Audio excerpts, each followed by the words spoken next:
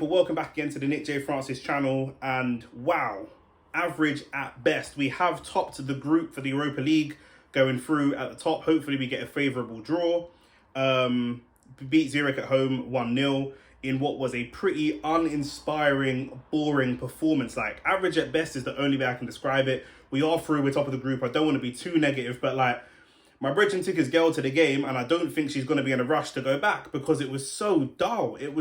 We made so many problems for ourselves. I don't know if there is a mentality issue or a squad ability issue, and I don't know which one I'm more scared of. The good news is we are through to the top of the group. You know, we're going to have a slightly easier draw. We get to avoid an extra round of games in February, so there are positives to take from this. When we all saw the group come out at the beginning of the season, we thought, okay, we should sail through this group. PSV are a tough team to beat, fair enough, but we should be blowing teams like Zurich away, especially at home. I like the way that they played. They were very, very physical, and there's still a lot of work to do on this team. The starting 11 is very good, and the issue that I have with Fabio Vieira, Sambi Lokonga, and Eddie Nketiah is that it's the physical side. Sambi Lokonga is very, very wasteful. He's still playing like he's trying to run past people and do lots of dribbling. It's not necessary. And they slow the game down a lot. The defense and the DM, El Neni, was doing really, really well today. Probably one of our better performers. And the ball was coming out really quick. It was getting out to the wingers really, really quickly, which is what you want to see. Reece Nelson wasn't too bad as well. But once it got to Lokonga or Nketiah, the ball just slowed down. You know, when we're playing with Saka and Gabi Jesus, Martinelli, the ball goes out, the ball goes back in, and it's pretty quick, it's pretty smooth. These guys just slow the game down so much, and it is really a question of levels. And then with Eddie Nketiah, he's meant to be he's not really a target man. This is part of the problem I have with Eddie Nketiah. What kind of player is he? He's not really a running behind and finish person. He just doesn't have the finishing ability for that. He's got the legs, but not the finishing. He's not big enough and strong enough to be a target man. So I don't really know what he does. I don't really know what type of who would you compare, what elite striker in the last decade would you compare this guy to? You know, not even elite, what off the bench, good level, good quality striker would you compare Eddie Nketiah to? I don't think there is one. For me, when it comes to the summer, we're going to need to upgrade on him because he just doesn't show enough. He shows a lot of legs, he runs about and he puts himself about. And one of the key things that he should be doing, and one of the key things that we've been sort of sold on Eddie Nketiah, is that he's very, very fit, he presses, and he's very physical. But so far in this Europa League campaign, when a team like Zurich comes to play against Arsenal, they're going to play very physical football because it's man football, it's grown man football. And I get some of these guys are young, they're not fully developed yet, but they are really struggling with the big, strong, physical side of the game, losing pretty much every 50-50. I saw quite a few challenges where I thought he could have won the challenge, where he didn't win the challenge, or he pulled out of the challenge completely. And for the type of player that he is, he doesn't have the technical ability of a Gabi Jesus where he can nick the ball, pop it off, quick 1-2s and finish and all that kind of stuff. You know, I thought it was fairly poor from him, to be honest. Gabi Jesus started the game and had to come off because of Sunday's game against Chelsea, which is going to be a huge game. He should have got himself a goal as well. I'm hoping that he just breaks this, you know, I don't want to call it a goal drought or anything like that because he's still creating, he's still getting involved, which is positive.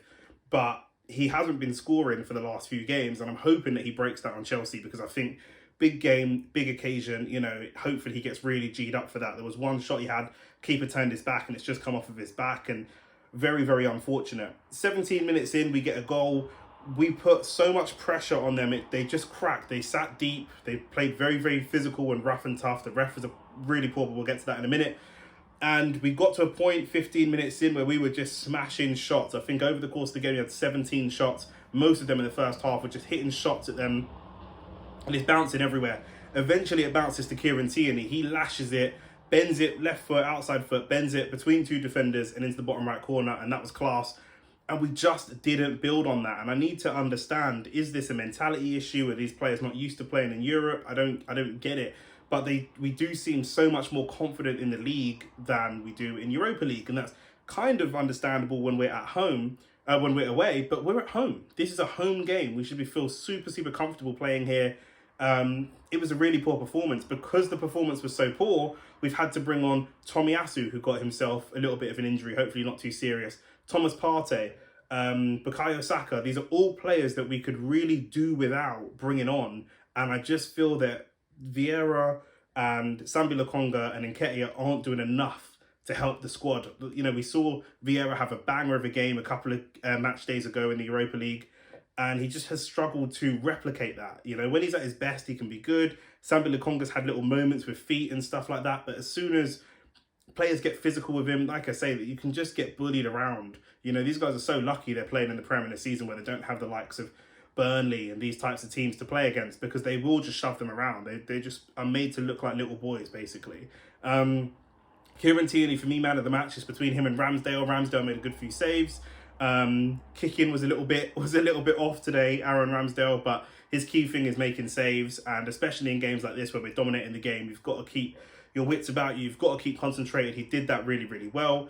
Back four was okay. You know, we took El Neni off, which seemed a strange decision to me. That wasn't, to me, where the problem was. I thought Lokonga was a bigger problem than El Neni. I would have kept El Neni on and maybe put Partey at the pivot so he could just get the ball going forwards. But there you go. Maybe it's a fitness thing.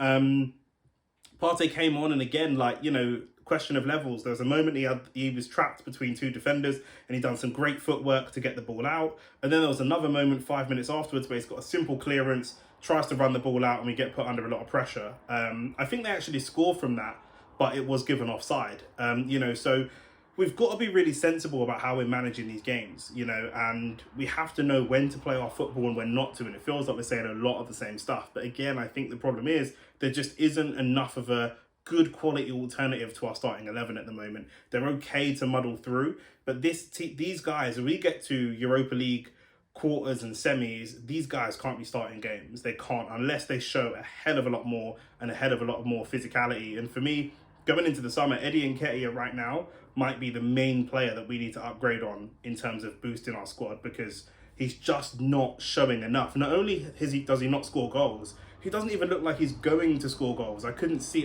unless we're trouncing a team 4-5-6-0 and then he'll get kind of a stat padded goal. I really don't see when his next goal is going to come and in what fashion it's going to come. He's not good enough in the air. You know, he's very, very lightweight, very, very strange player to me. He's got, you know, really struggling to just kick on to that next level. We all know about his England record, but anyway, we're through. We've done it the hard and ugly way, 1-0 to the Arsenal. Obviously, that's what we do. We make hard work of it for ourselves, and it wouldn't be an Arsenal game without them putting a lot of pressure on us. And yeah, you know, luckily we didn't crack under that pressure. In seasons gone by, previous Arteta seasons and in the Emery days and the late Wenger days, we absolutely would have cracked under that pressure and conceded a goal. But hopefully what we saw, you know, a poor performance against PSV, and then we had a massive, you know, reaction against Nottingham Forest.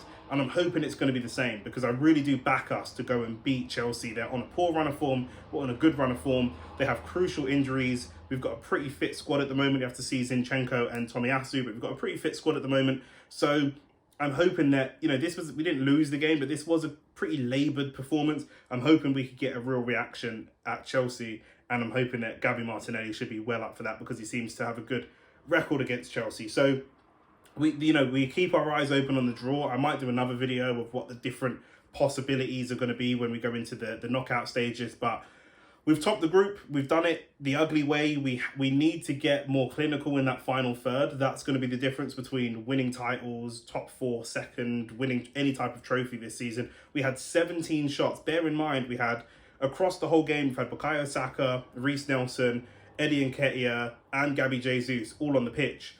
And we had 17 shots, but only 4 shots on target.